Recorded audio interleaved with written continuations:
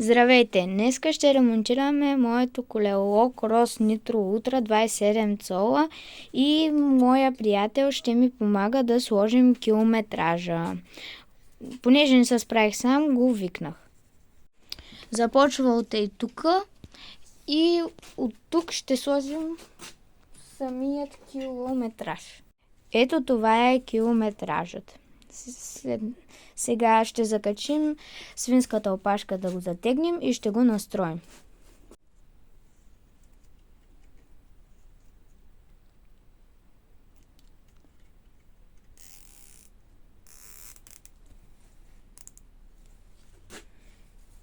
И ето от тук минава тока и от тук през този кабел минава сигнала и подава с колко километра в час караме, какво разстояние сме изминавали.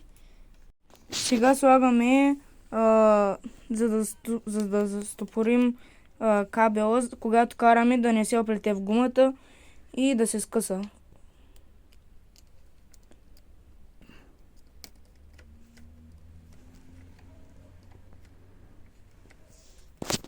Сега ще монтираме километража на колелото и с едни-две пластинки, които са под него, се монтират.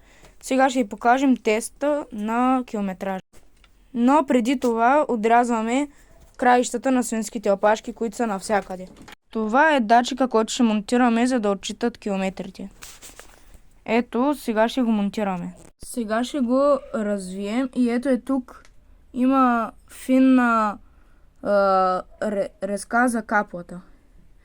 И спицата се затяга. Да, и се затяга. Ето така. Малко да го дигнем за настройка.